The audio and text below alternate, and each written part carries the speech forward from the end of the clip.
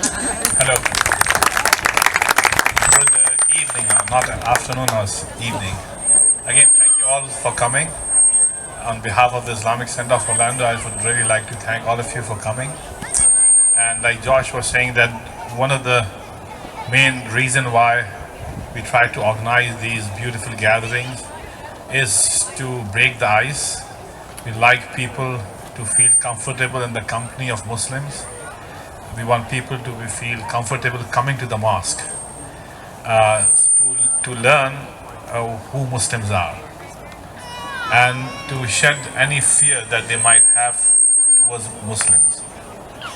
So when we sit and talk and eat together, then we feel that we have so many things which are common among us, and then we become friends. And I was reading a survey, I think it came last week, and it was in the headlines. I believe some of you might have read that as well, that still nearly 65% of the American population has very, very little information about who Muslims are. Because they are ignorant about who Muslims are, so they fear. Because ignorance, feeds fear. But when you have knowledge, then you will not be fearful. So the purpose of such gathering is that we like these barriers to be broken. You are Christian, Jewish, Hindu, whatever your faith is, you have your faith, I have my faith. So you be what you are, and I would like to be who I am. But I would like to just point out this important message that you and I are from Adam and Eve. We are brothers and sisters. We are humans, and we are one global family.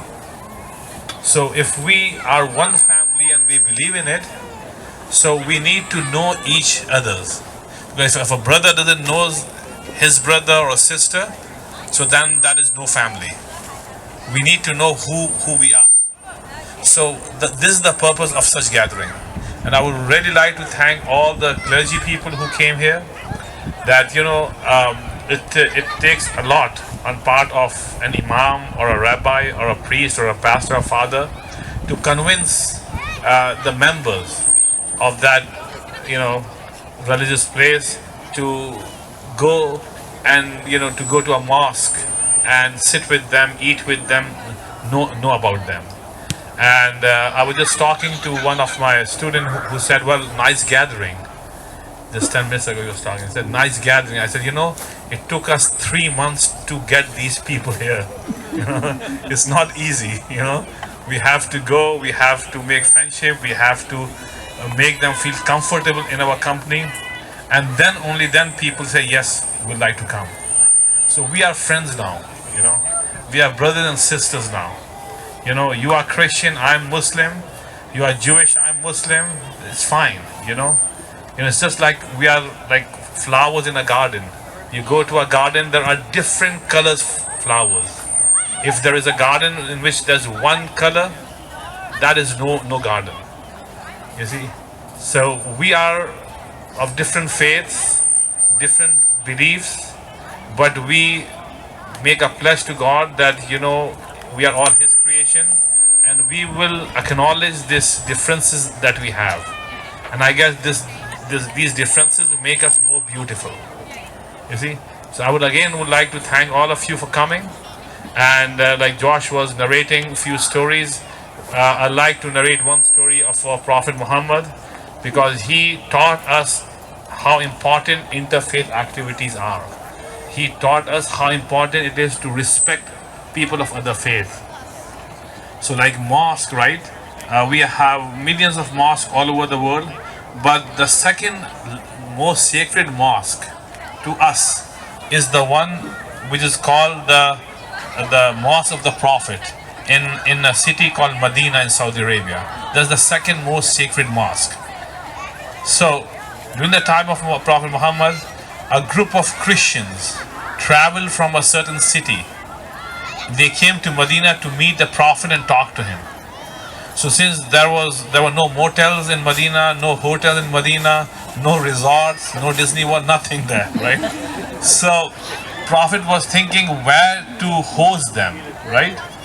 And at that time, there were no mansions there in Medina. Now you go, after 1400 years, you see huge mansions there. At that time, people had small houses. So Prophet was thinking where to host them.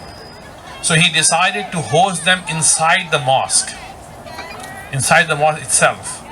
So they were fed there, and at night those Christian group went to sleep. Then in the morning, according to their beliefs and custom, they started praying to God, and they started glorifying Jesus the way they were taught to do. So then the followers of Prophet Muhammad came to know that these people are doing this in the mosque. So they went to Prophet Muhammad and said, that group that came, that our guests, they are doing this. They are calling upon Jesus as Son of God. And they said, according to our belief, it is wrong. So can you go and stop them?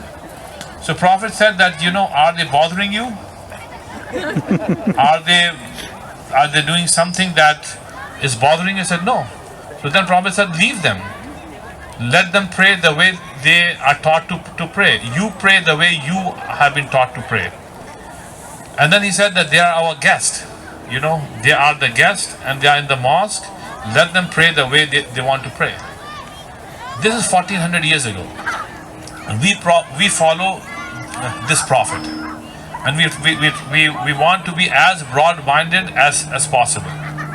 So you are invited and you are welcome to our mosque, to our Islamic center all the time. Feel free to come. And next time, maybe 2-3 months from now, we'll have another such event where we'll sit down and eat.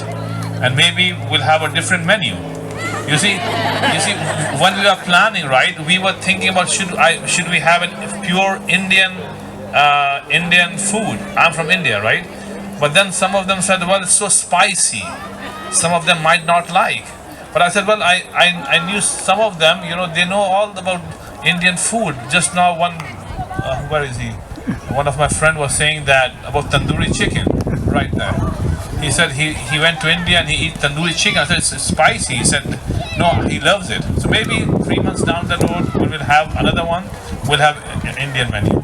But anyhow, thank you all for coming. May God bless us and may God unite us. And again, I would like to thank every clergyman who came. Thank you again. God bless us.